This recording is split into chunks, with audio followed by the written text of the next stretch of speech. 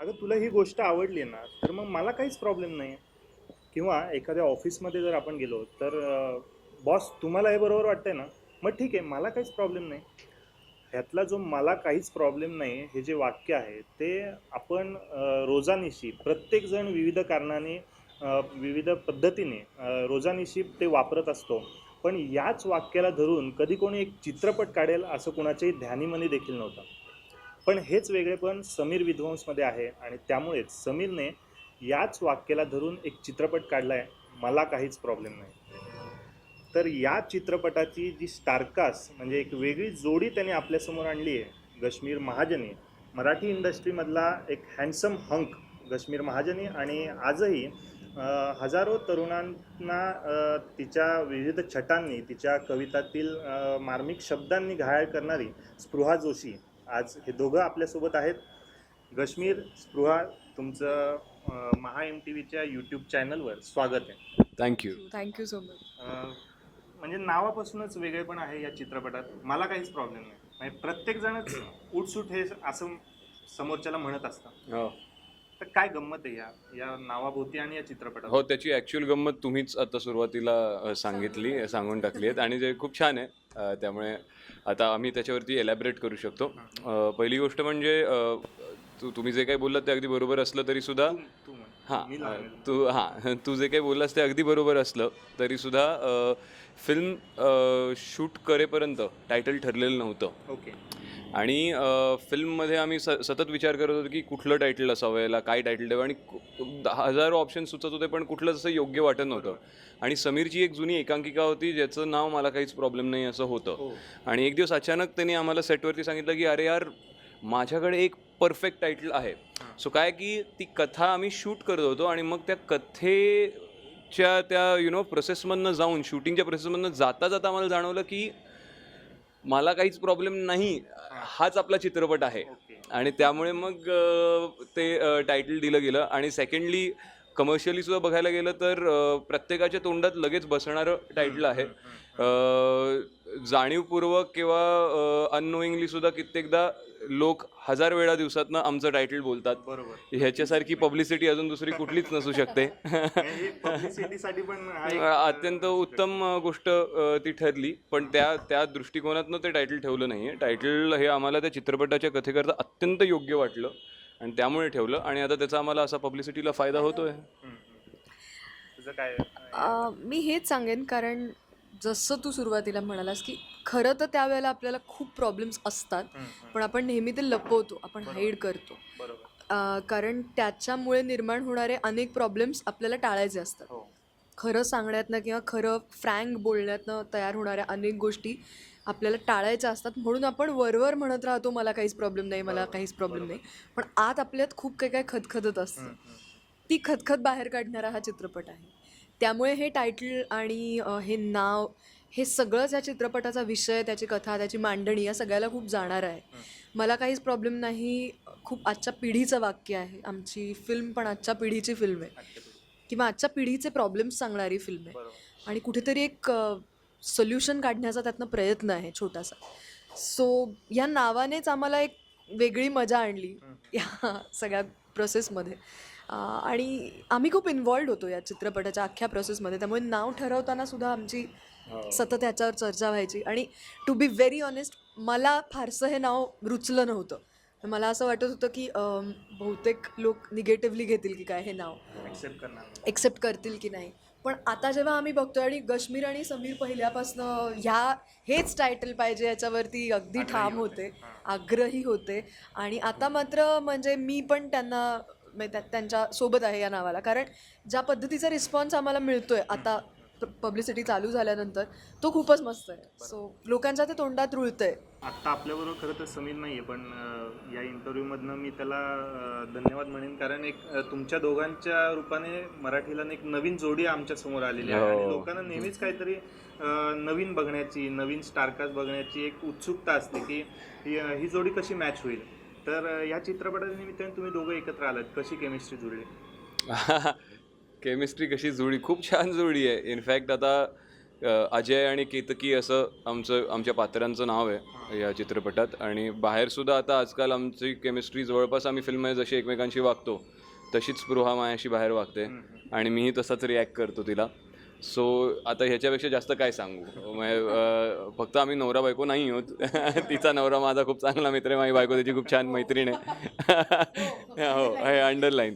So तो एक मुद्दा सोडला तर बाकी जसे चित्रपटात एकमेकांसोबत आहोत तसेच आम्ही बाहेर असतो. सो ह्याच्यावरनंच कळतं की ती केमिस्ट्री किती सुंदर जुळून आली आहे. आणि पूर्ण श्रेय आहे की समीरला जातं, त्यांनी हे धाडस केलं. कारण स्पृहा जोशी आणि कश्मीर महाजनला घेऊन एक चित्रपट करू असं कोणी निर्माता किंवा दिग्दर्शक कधी करेल असं आम्हाला कधीच वाटलं नव्हतं. आणि व्हेरी व्हेरी सरप्रायझिंग. आमच्यासाठी सुद्धा एक सरप्राईज होतं ते, कारण आम्ही ओळखतच नव्हतो एकमेकांना अजिबात. ह्या चित्रपटाच्या अगदी लुक टेस्टपर्यंत आम्ही भेटलो नव्हतो एकमेकांना कधीच. आणि आता चित्रपट पाहिल्यानंतर मला नाही वाटत असं कुणालाही वाटणार आहे की यांची आधी ओळख नव्हती. कारण आम्ही छान कम्फर्टेबल झालो लवकर. आमची गुहागरला आमचं 20 दिवस शूटिंग झालं या चित्रपटाचं, पहिलं अख्खं शेड्यूल. सो आय गेस त्या 20 दिवसांनी आम्हाला एकमेकांसोबत खूप कम्फर्टेबल केलं, कारण ऑन द सेट आणि ऑफ द सेट आम्ही खूप एकत्र वेळ घालवला. आम्हाला एकमेकांची गप्पा मारायला, एकमेकांना जाणून घ्यायला तेवढा वेळ मिळाला. आणि आय गेस समीरचा पण कामाचा जो पेस आहे तो तशा पद्धतीचा आहे. आणि त्याला खूप, जसं कश्मीर म्हणला की त्याचं श्रेय या सगळ्यातलं खूप मोठं आहे, कारण मुळात आम्हाला एकत्र कास्ट करण्याचं एक धाडस करणं आणि त्यानंतर आम्ही एकमेकांना कसे कम्पॅटेबल होऊ आणखीन ह्याचा विचार करणं हे एक दिग्दर्शक म्हणून सुद्धा खूप कौशल्याचं काम होतं जे त्याने केलं. थोडं व्यक्तिरेखेकडे येऊयात. या चित्रपटात म्हणजे सुरुवातीला तुला विचारतो की याआधी तुझ्या काही भूमिका बघितल्या तर प्रकर्षाने थोड्या ॲक्शन पट तू केल्याचे जाणवतात. तर या चित्रपटाच्या प्रमोशनमधनं दिसतंय की तू एक उद्योजक आहे, एक फॅमिली मॅन आहेस आणि घरात कुटुंबात डिसेंट माणूस आहे. हा, तर हा जो ट्रान्सफॉर्मेशन आहे तो कसा तू या चित्रपटातनं रसिकांसमोर मांडलास? कारण म्हणजे तू दिसतोस पण असं डोले शोले एकदम. अरे मग आहेच आता काय कष्ट उलटे हे सगळं घालवलं होतं. आणि हां, मग एक 2-3 महिने मी व्यायाम सोडला होता. मी वडापाव, समोसे, पिझ्झा, बर्गर सगळं खाल्लं, झोप काढली. सो मला ॲक्च्युली या चित्रपटामध्ये मी खूप एन्जॉय केलं, कारण मला कुठलंच डिसिप्लिन मेंटेन करायचं नव्हतं शरीरयष्टी. कारण समीरचं आणि मला तेच म्हणणं होतं की कुठलाही आपल्याला बॅरिंग नाही पकडायचं आहे एका नॉर्मल माणसाचं. तू नॉर्मल वाटला पाहिजेस आणि ती बॉडी लँग्वेज तशी होण्याकरता तुझी बॉडी तशी असली पाहिजे. सो त्यामुळे ते उतरवलेलं शरीर होतं. त्या व्यतिरिक्त मला असं वाटतं की हे बघ, माझं कॅरी ऑन मराठामध्ये ॲक्शन होती, देऊळबंदमध्ये ॲक्शन नव्हती पण अग्रेसिव्ह आणि खूप अफॉर्मेटिव्ह कॅरेक्टर होतं, खूप स्ट्रॉंग आणि ॲरोगंट कॅरेक्टर होतं. नाही कान्हा, सॉरी कान्हामध्ये पण एकदम स्ट्रॉंग कॅरेक्टर होतं. सो मला असं वाटतं प्रत्येक माणसाला खूप वेगवेगळे फॅसेट्स असतात जे हळूहळू तुम्हाला तुमच्याच वेगळ्या बाजू समजत जातात. सो एक अभिनेता म्हणून तुम्ही जास्त लकी आहात असं मला वाटतं. म्हणजे आम्ही जास्त लकी आहोत की आम्हाला आमच्या पात्रांद्वारे आमच्या त्या बाजू शोधायला खूप मदत होते, जी एका सामान्य आयुष्यात आपल्याला खूप काळानंतर आपली दुसरी बाजू सापडू शकते, पण आम्हाला पात्राच्या निमित्ताने ती बाजू शोधता येते. सो अजय करता काही वेगळं नाही केलेलं आहे, अजय मीच आहे. अजयचा एक अंश माझ्यामध्ये आहे, एक सेन्सिटिव्ह बाजू, एक सॉफ्टर बाजू, एक पॅसिव्ह बाजू ही माझ्यामध्ये कुठेतरी आत दडलेली आहे, ज्याच्यामध्ये काही पास्ट गोष्टींमुळे काही इन्फिरियरिटी कॉम्प्लेक्सेससुद्धा आहेत, ज्याच्यावर तो मात करायचा प्रयत्न करतोय. त्याची बायको त्याच्यावर मात व्हावी ह्याकरता प्रयत्न करते, ह्याकरता झगडती आहे. सो ती बाजू मला माझी शोधून काढायची होती, जी मी शोधून काढली. सो सगळ्या ऑडियन्सला पण सांगू इच्छितो की तुम्ही हा चित्रपट बघताना एक नवीन काश्मीर, एक वेगळी काश्मीरची बाजू बघायला अजयच्याद्वारे या, पण त्यात कुठलाही खोटेपणा, कुठलाही आव, कुठलंही बेअरिंग की आता मी जरा वेगळं कॅरेक्टर करणार आहे म्हणून आता वेगळा वागतो असं काहीही केलं नाही. मी जसा आहे तसाच आहे, फक्त माझीच एक वेगळी बाजू मला सरप्राईज करणारी अशी सापडली आणि तुम्हालाही ती तितकीच सरप्राईज करेल असं मला वाटतं. स्पृहाने बहुतेक या पिक्चरमधनं म्हणजे एक आईची भूमिका पहिल्यांदाच साकारतीयस. तर काय म्हणजे आधीचे सगळे चित्रपट बघितले तर एक रोमॅन्टिक किंवा कॉमेडी जॉनरचे केले होते, तर आता एक संसारी स्त्री म्हणून कशी व्यक्तिरेखा होती? मला खूप मजा आली करायला, कारण मुळात मला आवडेल स्वतः मी केतकीसारखी असले तर प्रत्यक्ष आयुष्यात. म्हणजे त्यातल्या जसं काश्मीर म्हणलं आत्ता की ते मला खूप पटतं की तुमच्यातच असतात त्या काही गोष्टी, त्या तुम्हाला बाहेर काढायच्या असतात. मला स्वतःला लहान मुलांची अतिशय जास्त आवड आहे. म्हणजे माझं चॅलेंज आहे की मी कुठल्याही पद्धतीचं लहान मूल सांभाळू शकते. मला स्वतःला जरी मूल नसेल तरीसुद्धा. पण त्यामुळे असेल कदाचित, पण जेव्हा आमच्याबरोबर आरश होता, म्हणजे आमचा जो मुलगा आहे या चित्रपटात, त्याच्याबरोबर ते सगळे सीन्स करणं आणि ते काम करणं, त्याला सांभाळणं, हे मी खूप आवडीने केलं. मला ते खूप आवडतं मुळातच करायला सगळं. सो त्याची काळजी मी शॉर्टकट झाल्यावर पण घेत होते. त्याच्याबरोबर मी शॉर्ट संपल्यावर सुद्धा वेळ घालवत होते. कित्येक वेळा तो माझ्या मेकअप रूममध्ये असायचा आणि माझ्या व्हॅनिटीत असायचा, आणि आम्ही खरंच, मी आणि आरसने तर खरंच खूप मजा केली. आणि इनफॅक्ट आम्ही नेहमी हे म्हणतो की आमचं जे इतकं पटकन बॉन्डिंग झालं त्याच्यामध्ये आरसचाही खूप मोठा वाटा आहे. कारण मला माहीत नव्हतं त्यालाही लहान मुलं इतकी आवडतात. सो त्याच्यामुळे आमचं खूप जास्त बॉन्डिंग व्हायला मदत झाली. आणि ओव्हरऑल हे कॅरेक्टर खूप गमतीशीर आहे. म्हणजे ती जी केतकी आहे ती, मी परत परत तेच सांगते की ती खूप आजची मुलगी आहे. तिला स्वतःची ठाम मतं आहेत. ती करिअरिस्टिक मुलगी आहे. पण त्याचसोबत तिचं तिच्या नवऱ्यावर, तिच्या मुलावरती अत्यंत प्रेम आहे. त्या प्रेमातनंच कुठेतरी तो एक असं ते थोडंसं ॲग्रेशन आलं आहे.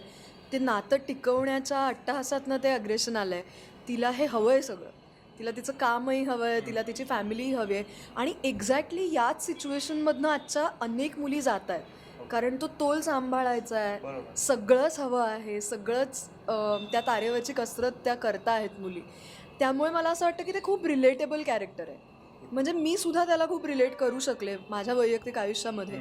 आणि असं होतं अनेकदा की असं वाटतं की आपल्या पार्टनरने जे काही आहे ते फ्रँकली बोलावं. आता लग्नाला काही वर्ष झाल्यानंतर पहिला एक, म्हणजे एक जे काय गोड गुलाबी दिवस असतात ते राहतच नाहीत तसेच्या तसे. पण ते जे नंतरचं जे नाही खरं तर सो मी आणि केतकी खूप जवळजवळनं चाललो आहेत, पॅरलल चाललो आहे. सो पॉईंटच तो आहे की ते नातं छान तसंच्या तसं ताजं राहण्यासाठी ज्या गोष्टी करायला लागतात त्या बऱ्याचदा कामाच्या रगाड्यामध्ये किंवा ज्या पेसनी आपण सगळे आता धावतो आहोत आपल्या करिअरच्या मागे, ते कुठेतरी निसटायला लागतं हातातनं. केतकीची धडपडच ती आहे की आपण तो ताजेपणा आणायचा असेल तर प्रयत्न करूया. मुळात हा प्रॉब्लेम आहे हे आधी ॲक्सेप्ट करूया आपण दोघंही. आणि अजयचं असं आहे की त्याचं म्हणणं आहे की मला काही प्रॉब्लेम नाही आहे. सो असं अनेक जोडप्यांमध्ये आपल्याला बघायला मिळतं की शक्यतोवर टोलवत राहायचं जितकं होता होईतो. आणि बघता बघता ते प्रॉब्लेम्स एवढे ग्रेव्ह होतात आपल्याही नकळत की मग त्यातनं बाहेर पडणं खूप अवघड होतं. केतकीचं म्हणणंच हे आहे की हा प्रॉब्लेम याला ॲड्रेस करायची माझी तयारी आहे, ती तू पण दाखव. आपण वेळच्या वेळी याच्यावर सोल्युशन काढायचा प्रयत्न करू. सो ती खूप धाडसी मुलगी आहे. कारण अशा पद्धतीचं धाडस दाखवणे खूप कठीण असतं. कारण त्यातनं निर्णय जो घ्यायचा आहे त्याची जबाबदारी तुमची असते. सो मला तरी हे कॅरेक्टर करताना खूप मजा आली. कारण त्याच्या खूप शेड्स आहेत वेगवेगळ्या. ती एकदम सॉफ्ट होते कधी कधी, ती ॲग्रेसिव्ह होते, ती चिडते, ती रडते, ती प्रेम करते खूप पॅशनेटली. ती खूप हवीशी मुलगी आहे. म्हणजे ती जरी इतकी चिडत असली तरी ती डोक्यात जाणारी अशी मुलगी नाही आहे. सो खूप गोड कॅरेक्टर आहे खरं तर करायला, आणि मला आय रिअली एन्जॉयड इट. समीरचे 3 चित्रपट आजपर्यंत आलेत. म्हणजे डबल सीट असेल किंवा वायझेड आला होता आणि त्याच्या आधी टाइम प्लीज आला होता. तर तिन्ही थोड्या वेगवेगळ्या जॉनरचे पिक्चर होते आणि हा पण आता एक वेगळाच पिक्चर तो आपल्यासमोर घेऊन आला. म्हणजे कौटुंबिक स्टाईल म्हणता येईल याला खरं तर समीर बरोबरचा आणि त्याचा तुमच्याबरोबर काम करण्याचं ही पहिलीच वेळ. तर कसं बॉन्डिंग जुळलं तिघांचं आणि काय, म्हणजे काय त्याच्याकडनं काय शिकायला मिळालं आणि तुम्ही त्याला काय दिलं? मला सगळ्यात भावलं त्याचं जे काही असेल तर त्याचं कंपोजर. मी अख्ख्या जवळपास एक 50-60 दिवस जे काय आम्ही एकत्र होतो या चित्रपटाच्या निमित्ताने, एकदाही त्याचा आवाज सेटवर चढलेला ऐकला नाही. एकदाही तो कोणावरही ओरडून बोललेलं मी ऐकलं नाही. डिरेक्टर म्हणून अशा वेळेला खरं तर खूप प्रेशर असतं आणि ते त्याच्यावरही असणार. पण ते कुठेही त्याने आमच्यापर्यंत येऊ दिलं नाही. या सगळ्यात तो दिग्दर्शक म्हणून खूपच इंटरेस्टिंग आहे. कारण त्याची कमांड आहे, त्या माध्यमावरती कमांड आहे. त्याने अनेक वर्ष अनेक मोठ्या दिग्दर्शकांसोबत सुद्धा काम केलं आहे, स्वतः इंडिपेंडेंटली काम सुरू करायच्या आधी. सो तो जो अनुभव आहे त्याचा त्या सगळ्या गोष्टींमधला तो खूप मोठा आहे, जो मला खूप भावतो. त्याला एडिटिंग कळतं, त्याला संगीताची उत्तम जाण आहे. त्यामुळे या सगळ्या गोष्टींचा फायनल इम्पॅक्ट आपल्या प्रोजेक्टमध्ये काय असणार आहे हे त्याला पूर्ण नीट माहिती आहे आणि तो कधीच म्हणजे पूर्ण तयारी न करता सेटवर जात नाही. तो तयारी करून सेटवर जातो. त्याचं छोट्या छोट्या गोष्टींमधलं मला वाटतं डिटेलिंग जे आहे, जे प्रिसिजन आहे ते बघत राहण्यासारखं असतं. आणि मेन त्या पिक्चरमध्ये आजच्या लोकांना जे हवंय, आजच्या पिढीला जे हवंय ते प्रकर्षाने ते तो मांडतो. कारण काय आहे शेवटी ती खूप महत्त्वाची गोष्ट आहे. तो ज्या पिढीचा आहे, आम्ही दोघंही ज्या पिढीचे आहोत त्या पिढीचाच तो एक प्रतिनिधी आहे आणि आज त्याच्या हातातलं हे माध्यम तो त्यासाठी खूप चांगलं वापरतोय.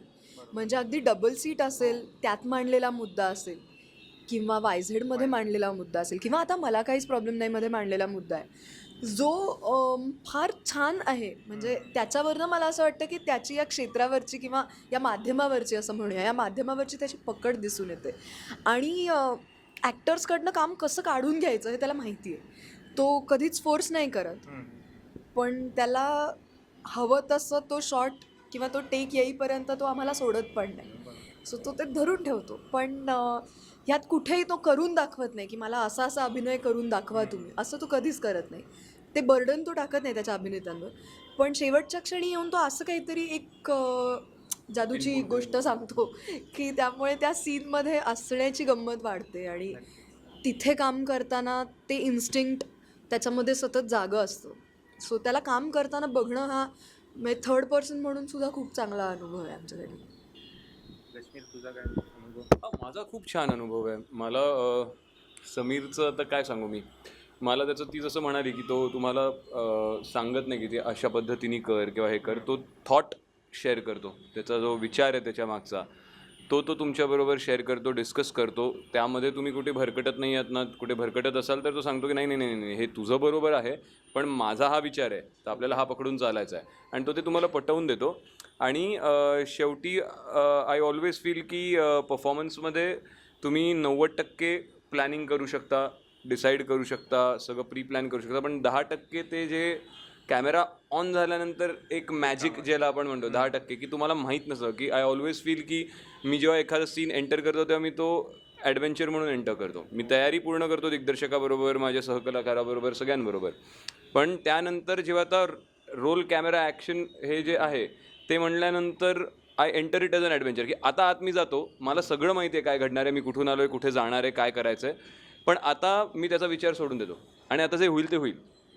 सो ही सूट दिग्दर्शकानी की तो त्याचं एक शेवटचं काय म्हणजे वाक्य असतं की सगळं हे असं असं असं असं आहे आणि मग तो अचानक येऊन म्हणतो पण आता तुझ्या पद्धतीने कर. ही तुझ्या पद्धतीने कर म्हणजे काय पद्धत आहे तर ही आहे की आता जा आणि आता जे होईल ते आपण मॅजिक आतनं जे वाटेल ते इन्स्टिंक्ट 10% इन्स्टिंक्टवरती सोडून दे. ते स्वातंत्र्य तुम्हाला सगळं ते स्वातंत्र्य असलंच पाहिजे प्रत्येक चित्रपटात असं मला वाटतं. हे खूप स्ट्रॉंग स्टेटमेंट होईल पण मला प्रामाणिकपणे वाटतं ते स्वातंत्र्य असलंच पाहिजे. नाहीतर मग तुम्ही रोबोट्सना हायर करा ना. मग तुम्ही कलाकारांना का एवढे पैसे देताय जर का त्यांना तुम्हाला रोबोटसारखंच 100% वागवायचं असेल तर. सो ती एक जाण असणं एका दिग्दर्शकाला ती समीरमध्ये आहे आणि त्यामुळे आमचं खूप छान जमतं. या चित्रपटाच्या निमित्ताने एक नव्या दमाचे म्युझिक कलाकार आणि गायक लेखक हे तुमच्याबरोबर काम करतात. म्हणजे गुरु ठाकूरनी आणि वैभव जोशींनी गाणी लिहिली आहेत, ऋषिकेश जसराज आणि सौरभ यांनी ती संगीतबद्ध केली आहेत. तर या सगळ्या नव्या दमाच्या टीमबरोबर दिग्दर्शक तर आहेतच पण संगीता क्षेत्रातले सुद्धा नवीन सगळे लोक आहेत आणि ती गाणी पण मी बघितली सगळी खूप छान झाली आहेत. तर कसा आहे या सगळ्यांबरोबरचा अनुभव कसा होता? अनुभव म्हणजे आता गाणी ऐकल्यावरती आणि त्याचे व्हिडिओज पाहिल्यावरती आम्हाला खूप आनंद होतोय. कारण जेव्हा मी शूट करत होतो एकही गाणं लिपसिंक नसल्यामुळे आम्हाला फक्त सांगितलं जात होतं दिग्दर्शकाकडून की एवढ्या चंकमध्ये आपल्याला बॅकग्राऊंडमध्ये हे गाणं असणार आहे आणि अशा पद्धतीचं गाणं असणार आहे, पण तुमचे सीन्सच मोंटाजेसमध्ये पुढे जाणार आहेत. सो आम्ही ते सीनसारखेच शूट करत होतो. त्यानंतर त्याच्यावरती त्यांनी त्याच्या पद्धतीने गाणं ले केलेलं आहे. सो त्यामुळे आम्हाला नंतरच जसं तुम्हाला आता बघायला मिळतं तसं आम्हाला डबिंगच्या वेळेस किंवा पहिल्या आत्ताच खरं तर कळते की अच्छा असं दिसणार असं दिसतंय फायनल आउटपुट.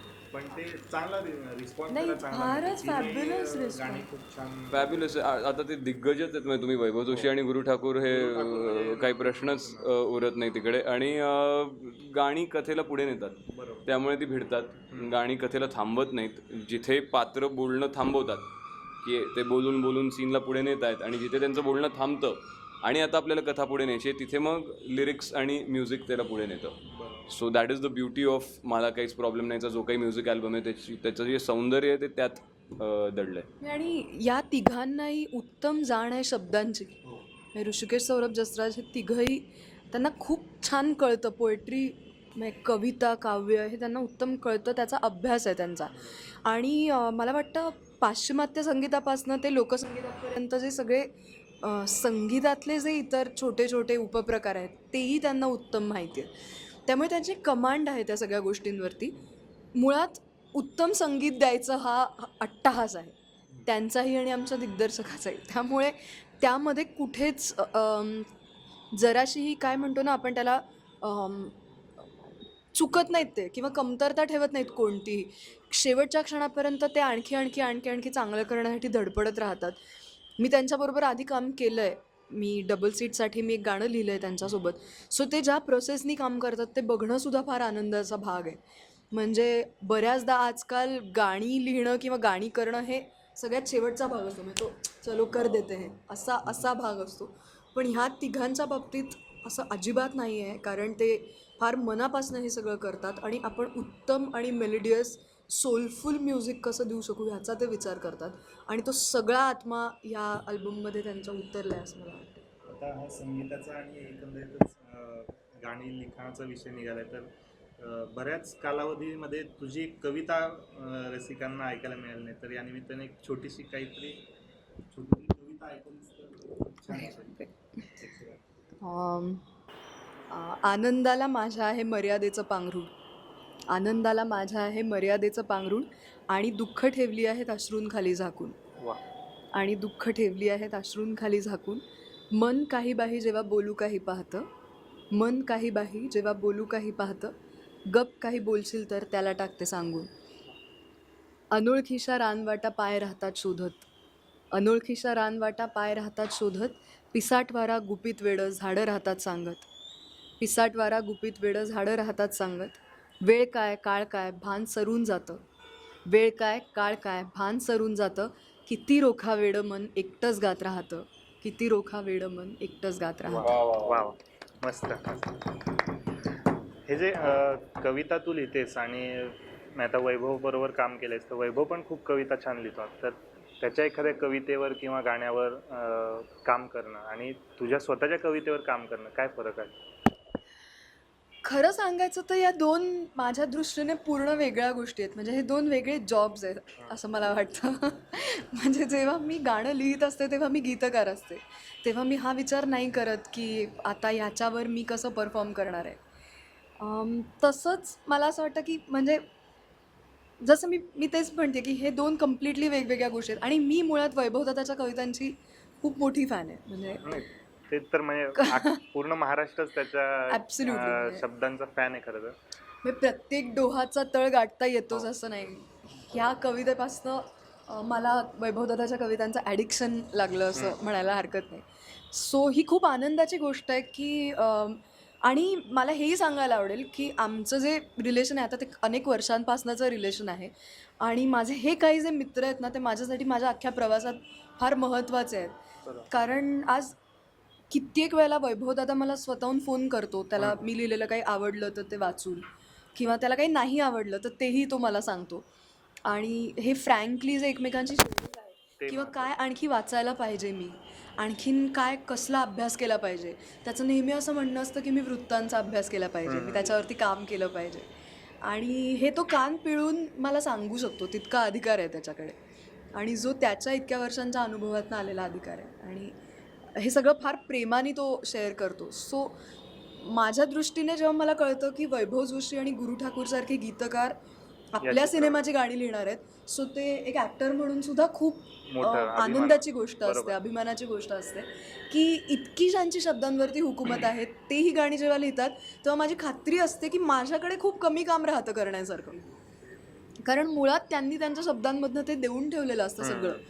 म्हणजे परवाच कोणाशी तरी बोलताना असा विषय निघाला की बऱ्याचदा हल्ली ना तुम्ही पण ऐकलं असेल की सोप्पं लिहा असं सांगितलं जातं की हे समजेगा नाही ऑडियन्स को.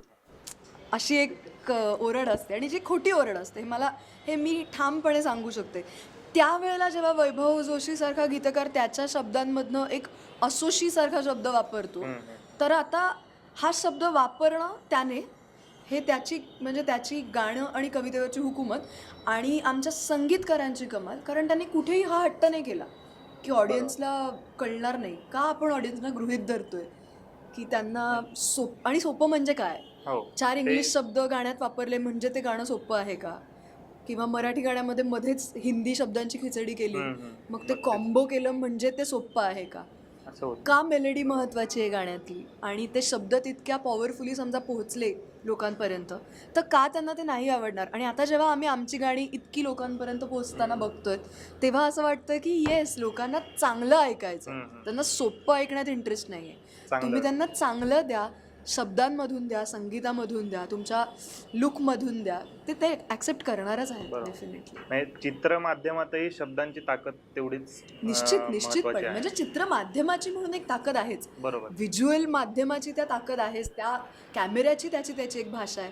पण या सगळ्या गोष्टी तुमच्या कथेला पुढे घेऊन जाणाऱ्या गोष्टी, तुमच्या म्युझिकमधनं बॅकग्राऊंड म्युझिक आमच्या फिल्मचं आपण अदरवाईज त्याबद्दल कधी बोललं जात नाही, पण आदित्य बेडेकरनी आमचं बॅकग्राऊंड म्युझिक केलंय आणि ते इतकं सुंदर आहे. म्हणजे जेव्हा आम्ही विदाऊट बॅकग्राऊंड आमची फिल्म पाहिली होती तेव्हाचा त्याचा इम्पॅक्ट आणि आमचीच फिल्म विथ बॅकग्राऊंड पुन्हा बघताना आमच्यावरच झालेला इम्पॅक्ट हा इतका वेगळा होता. सो ह्या सगळ्या गोष्टी फार महत्त्वाच्या आहेत एक फिल्म कम्प्लीट होण्यामुळे. आणि at the end of the day आपण त्याला ऑडिओ व्हिज्युअल म्हणतो ना. सो जितकं तुमचे व्हिज्युअल स्टोरी नरेट करत असतात तितकंच तुमचा ऑडिओही स्टोरी नरेट करत असतो. बरोबर. सो ते दोन्ही 50-50 आहे. म्हणजे हा व्हिज्युअल मीडियम आहे हे म्हणणं अत्यंत चुकीचं आहे. फिल्म्स किंवा कुठलाही इट्स ऑडिओ व्हिज्युअल आणि त्यात सुद्धा ऑडिओ तुम्ही पहिलं टाकता. सो इट्स प्रत्येक ह्याची एक नरेटिव्ह लँग्वेज असते आणि इट्स व्हेरी इम्पॉर्टंट. सगळं इक्वली डिस्ट्रीब्युटेड आणि कोलॅबरेटेड पाहिजे. आणि एक महत्त्वाचं नाव या सगळ्यामध्ये आता परत व्हिज्युअल बद्दल आपण बोलतोय. आम्हाला अनेक लोक विचारतात की तुम्ही कुठे बाहेरच्या देशांमध्ये जाऊन शूट केलं आहेत का? तुम्ही फार सुंदर दिसताय, हे सगळं फार छान दिसतंय, फार बघावंसं वाटतंय. तर त्याच्यामध्ये सगळ्यात मोठा वाटा आहे आमचा जो DOP आहे प्रसाद भेंडे त्याचा. कारण त्याने ज्या पद्धतीने ते दाखवलंय आणि ते सगळं म्हणजे थोडं लॅविशनेस आणि एक प्रकारचा बघावंसं वाटणार. एक्झॅक्टली. म्हणजे मुद्दा हा फक्त लॅविश असण्याचा नाहीये, तर ते सगळे कलर कॉम्बिनेशन्स त्या पद्धतीत परत तेच की लोकांना दृष्टीसुख देणं, हे जे आहे की हे बघावंसं वाटावं अशी इच्छा त्यांच्यात तयार करणं. आणि फायनली प्रत्येक चित्रपटाची म्हणून एक गरज असते. म्हणजे कुठल्याही चित्रपटात कशाही पद्धतीची फोटोग्राफी नाही वर्क करत आणि जेव्हा तशी ती केली जाते तेव्हा ते चित्रपट फसतात. बरोबर. त्यामुळे त्या चित्रपटाची गरज ओळखून तिथं काय हवं आहे ते देणं. आणि मला असं वाटतं ते प्रसादला फार छान जमलंय. इवन आमचे कॉस्ट्युम्स केलेत कल्याणी गुगळेने. सो तिने सुद्धा फार छान म्हणजे आमचा एक लुक आणि कॅरेक्टर तत्क्षणी आमच्यातही उतरायचं ते कॉस्ट्युम्स घातल्यानंतर. सो तिचाही खूप मोठा वाटा आहे. सो छोटी जी सगळी आमची जी डिपार्टमेंट्स आहेत त्यांचं खूप मोठं कंट्रीब्युशन आहे की आता बघताना ते चित्र फार परिपूर्ण दिसतंय. बरोबर. सो ह्या सगळी नावं आमच्यासाठी फार महत्त्वाची नावं आहेत. ह्या ह्याच्यातनं शेवटाकडे येता परत एकदा तुमच्या व्यक्तिरेखेकडे येऊयात कारण ती महत्त्वाची आहे. तर मगाशी बोलताना तुम्ही दोघंही म्हणलात की आम्ही ते शूटिंग करताना किंवा त्यात काम करताना रिलेट करत होतो. तर तुमच्या दोघांची लग्न झाली आहेत आणि ह्या चित्रपटाचा विषय देखील त्याच ह्याच्यावर बेस आहे. तर त्याचा कुठे उपयोग झाला का किंवा व्यक्तिरेखा साकारताना ती थोडी सोपी झाली का? कारण तुमच्या दोघांची लग्न झालीत आणि त्या चित्रपटातून तुम्हाला थोडंफार तेच दाखवायचं होतं. तर ते कुठे सोपं झालंय का तुम्हाला करताना? मला त्याचा काही संबंध नाही वाटत. ओके. म्हणजे त्या रिअल लाईफचा आणि ह्याच्याचा तसं फारसा काही डिरेक्टली संबंध नाही आहे त्या दोन्ही गोष्टी. आयडेंटिफाय करतो म्हणजे ते सीन झाल्यानंतर असं होतं की अरे हा घरी हेच झालं आपल्याबरोबर, तेच हे आहे. पण ते तर ऑडियन्स मधल्या प्रत्येकाला पण वाटणार आहे की अरे कुठला एक सीन झाल्यावरती आयदर नवरा आपल्या बायकोकडे असं बघणार आहे किंवा बायको आपल्या नवऱ्याकडे असं होणार आहे. हे होणारच आहे. पण व्यक्तिरेखा साकारताना आता हे माझं अगदी पर्सनल माझं आहे. स्पृहाचे अनुभव तिथे असतील आणि ते पण I am sure they are right for her also. पण मी सर्कमस्टॅन्शियल मेमरीमध्ये बिलीव्ह करतो. म्हणजे मला कुठलंही इमोशन मेमरी नावाचा एक प्रकार आहे जो मी मुळीच फॉलो करत नाही अभिनयातला, की तुम्ही काहीतरी हे आधी जगला आहे त्याच्याशी कनेक्ट करून इकडे या, कारण तुम्ही त्याच्याशी कनेक्ट करायला लागला की तुमचं इकडचं कनेक्शन तुटतं. सो तुम्ही इथे आत्ता तुम्हाला दिग्दर्शकाने सांगितलं तुम्ही तुमचा हा भाग आता आहे, म्हणजे तुमचा ही साईड तुमची आता आलेली आहे आणि आता तुझ्याबरोबर असं घडतं कर. सो त्यावेळेस ते तसं घडल्यावर मी कसा रिॲक्ट करीन? बरं ते मी आज जसा रिॲक्ट करीन 5 वर्षानंतर मी वेगळा रिॲक्ट करणार आहे. 5 वर्षानंतर काय 5 मिनिटानंतर कदाचित मी वेगळा रिॲक्ट करणार आहे. सो प्रत्येक वेळेस त्याचं व्हर्जन 10% वेगळं असणार आहे. सो कुठला तरी रेफरन्स घेऊन तुम्ही जेव्हा करतात तेव्हा ती वल्नरेबिलिटी तुम्हाला मिळूच नाही शकत. कारण तुम्ही जर का रेफरन्स घेऊन करत असाल तर 5 मिनिटानंतर करा, 5 वर्षानंतर करा, 50 वर्षानंतर तो तुम्ही सीन तसाच देणार आहात, तो वेगळा नाही होणार आहे. मला हे पूर्ण मान्य आहे, मी पूर्णपणे याच्याशी सहमत आहे. कारण मी बऱ्याचदा आम्हाला इव्हन ना कॉलेजमध्ये सुद्धा हे सांगायचं एकांकिकांना की वर्कशॉप्स असतात ना आधी की तुमच्या आयुष्यातली एखादी दुःखी घटना आठवा आणि जे तू म्हणतोस इमोशन मेमरी आणि मग डोळ्यातनं पाणी वगैरे, आणि मला ना कधीच जमायचं नाही. म्हणजे इनफॅक्ट मग मी म्हणायचं की नको मी त्याच्यापेक्षा आत्ता हे फील करते आणि हे आत्ताची सिच्युएशन इमॅजिन करून मी ते करेन मागं जाण्यापेक्षा आत्ता जे आहे म्हणजे कारण नाहीतर ती रियालिटी त्याच्यात उतरवणं माझ्यासाठी तरी फार अवघड होऊन जातं. कारण ते कधीतरी एक घडलेलं असतं आणि मग तो अट्टाहास वाटतो मला त्याच्याशी कनेक्ट करायचा त्यापेक्षा. आणि ते स्पृहाचं म्हणणं असतं ना, ते केतकीचं म्हणणं नाही असू शकत, एस्पेशली ह्या चित्रपटाबद्दल बोलायचं झालं तर. त्यामुळे मी मुद्दाम माझ्या लग्नाच्या माझ्या आयुष्यात आत्ता काय चाललंय त्याचं कनेक्शन इथं जोडायला गेले असते तर कदाचित आम्ही तितकं खरं ते नसतो करू शकलो. असा एक भाग आहे. दुसरा हा जसं म्हणला तसं कनेक्टिव्हिटी किंवा रिलेटेबिलिटी खूप आहे. कारण परत तेच की आजच्या पिढीची गोष्ट आहे आणि हे आमच्याच नाही तर हे प्रत्येकाच्या घरामध्ये हेच होत असणार आहे. एक सोडून एक घरामध्ये आपल्याला सेम डायलॉग्स ऐकायला मिळणार आहेत, सेम चित्र बघायला मिळणार आहेत. सो तेही आहे आणि हेच होत राहतं. म्हणजे आपण प्रत्येक वेळेला नव्याने कॅरेक्टरचा शोध घेतो आणि त्या वेळेसाठी ते कॅरेक्टर माझ्यासाठी सगळ्यात महत्त्वाचं असतं. म्हणजे मी तो रेफरन्स आधी कशाशीही जोडायला नाही जात. बरोबर, गुड. तर या चित्रपटानंतरचे जे काही तुमचे प्रोजेक्ट्स असतील, म्हणजे हिंदीत म्हणा किंवा मराठीत म्हणा किंवा मग रंगभूमीवर, स्पृहाचं रंगभूमीवर पण काम चालू असतं, तर त्याबद्दल थोडं काही सांगाल का प्रेक्षकांना? पुढील प्रोजेक्ट्स म्हणजे मी आता 9 तारखेपासून एका चित्रपटाच्या चित्रीकरणाकरता चाललो आहे. पुण्यातच होणार आहे अखंड शूटिंग आणि त्याकरता मला आता माझा चेहरा असा थोडासा थकलेला वाटत असेल आणि मी एक्झॉस्टेड वाटतोय. कारण जे आत्ता मी सांगितलं की मला काहीच प्रॉब्लेम नाही करता मी पूर्णपणे जे शरीर उतरवलं होतं ते एक साधारणतः 40 दिवसात मला पुन्हा चढवायचं होतं सगळं, जे आता चढायला लागलं आहे. पण काय होतं, फिजिकली जेव्हा तुमच्या इतका बॉडीला तुम्ही शॉक देता तेव्हा तो तुमच्या माइंडला पण खूप हलवतो. बरोबर. आणि त्यामुळे थोडंसं मी स्ट्रेस्ड आउट आहे त्या गोष्टीमुळे की मला ते बॉडी शॉकमध्ये जातं ना तुमच्या. तुम्ही अचानक तिला एवढं सवयी लावल्यात घाणेड्या सगळ्या आणि आता परत डिसिप्लिनमध्ये जाऊन रोज वेट उचला आणि डिसिप्लिन द्या त्याला, तर ते थोडं मला कठीण जाते. ते मग आता 9 ऑगस्टपासून ते करणार आहे. आणि त्या व्यतिरिक्त नोव्हेंबरमध्ये अजून एक प्रोजेक्ट सुरू होते, पण या दोन्ही फिल्म्सची टायटल्स अजून फायनलाइज नाही आहेत. दोन्ही मराठी चित्रपट आहेत. सो डिसेंबरपर्यंत ही डायरेक्टर वगैरे एक आहे प्रवीण विठ्ठल तरडे यांच्याबरोबर देऊळ बंद केला. सो ती आमचं तिकडचं एक वेगळं त्रिकूट आहे, मोहन जोशी, मी आणि प्रवीण. तेच त्रिकूट परत रिपीट होत आहे या चित्रपटात एका नॉर्मल फिक्शनमध्ये. आणि त्यानंतर मग पुढे एक सौरभ भावे म्हणून आपला दिग्दर्शक आहे, चांगला लेखक आहे तो, त्याचा एक चित्रपट आहे, तो मी नोव्हेंबरमध्ये सुरू करीन. पण आत्ता तरी 11 ऑगस्टपर्यंत इट्स ओनली, मला काहीच प्रॉब्लेम नाही. Good good good. माझ्यासाठी आत्ता तरी मला काहीच प्रॉब्लेम नाही. सगळं लक्ष त्याच्यावरती आहे. 1 डिसेंबरला देवा नावाची फिल्म रिलीज होते जी अंकुश आणि तेजस्विनी आहेत त्यामध्ये. आणखी एक खूप स्पेशल फिल्म आहे जी सुद्धा तिची रिलीज डेट अजून मलाही माहिती नाही, पण ऋषिकेश जोशीने ती फिल्म दिग्दर्शित केली आहे.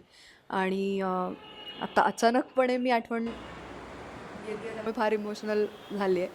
पण मोहन जोशी, रीमा मावशी, मी, ऋषिकेश जोशी आणि विभावरी देशपांडे असे आणि इतरही अनेक कलाकार त्यामध्ये आहेत उत्तम. सो तीही एक फार गोड फिल्म आहे. छोटी फिल्म आहे पण खूप गोड फिल्म आहे आणि आम्ही सगळ्यांनी फार मनापासनं केलेली फिल्म आहे. ऋषिकेश जोशीची दिग्दर्शक म्हणून म्हणजे पहिली फिल्म आहे. सो हेही खूप स्पेशल प्रोजेक्ट आहे. मी वाट बघतेय त्याच्या अनाऊन्समेंटची, ऑफिशियल ऋषिकेशचं म्हणजे अनाऊन्समेंटची. वेगळे पण सगळ्यांना माहितीच आहे त्याचं लिखाण आणि त्याचा अभिनय. हो. आता तो दिग्दर्शनातून पण येतोय त्यामुळे सगळ्यांना नक्कीच उत्सुकता उत्सुकता असेलच. आता शेवट करताना तुम्हाला दोघांना एक छोटासा टास्क आहे. तुमच्या पिक्चरचं जे नाव आहे मला काहीच प्रॉब्लेम नाही, तर त्या वाक्याला धरून तुम्ही पुण्याचा संदर्भ देऊन 3 वाक्य लिहायची आहेत. लिहायची आहेत किंवा सांगायची आहेत. हां, म्हणजे फक्त ती 1 मिनिटात सांगायची आहेत. वेळ सुरू झाली की सांगा मग. कोण पहिलं? सुरू करू. स्पृहा. हां ओके. हां, पुण्यात कधीच रिक्षावाले पटकन कुठेही यायला तयार होत नाहीत, पण ठीक आहे, मी नॉर्मली गाडीने जातेच, मला काहीच प्रॉब्लेम नाही. वा वा. 2 3 ना टोटल. 3. दुसरं म्हणजे पुण्यात मुंबई इतकी चांगली पाणीपुरी मिळत नाही, पण तिकडे SPD मिळते, त्यामुळे मला काही प्रॉब्लेम नाही. वा. तिसरं, हां, पुण्यात समुद्र नाही आहे, पण तरी इथे सिंहगड आहे, सो मला काहीच प्रॉब्लेम नाही. वेळेत पूर्ण केलं. Too fast. सुरू करायचं. मी हारणार आहे. हां, पुण्यामध्ये दुपारची दुकानं बंद असतात, पण तरी संध्याकाळी 4 वाजता चितळ्यांची गरम गरम बाकरवडी खायला मिळते, त्यामुळे मला काहीच प्रॉब्लेम नाही. एक स्पृहाचा ॲड करीन, पुण्यामध्ये समुद्र नाही आहे पण घाम कमी येतो मुंबईच्या मनाने, त्यामुळे मला काहीच प्रॉब्लेम नाही. आणि पुण्यामधल्या वाढत्या ट्रॅफिकबद्दल मला काहीच प्रॉब्लेम नाही, कारण मी माझ्या घरातनं जास्त बाहेर निघतच नाही. आमची एक सुंदर अशी गच्ची आहे, तिथेच बसून राहतो. लवकर झालं तुझ्यापेक्षा.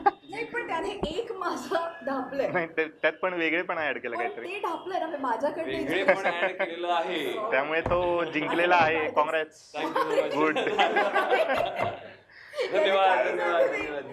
अशा प्रकारे मस्तपैकी आपण या दोघांशी चर्चा केली आणि दोघांशी गप्पा मारल्या, आणि या मला काहीच प्रॉब्लेम नाही या सगळ्या भोवताली जी काही गोष्टी आपल्याला दिसणार आहेत 11 ऑगस्टला, त्याबद्दल आपण यांच्याकडनं जाणून घेतलं.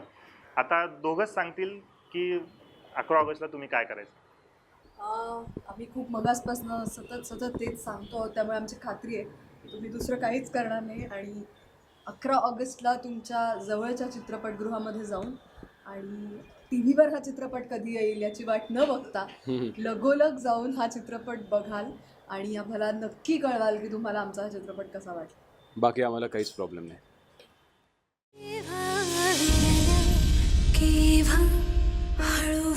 नवरा बायकोत नक्की काय घडतं ते बाकीच्या कुणालाही कधीच कळू शकत नाही.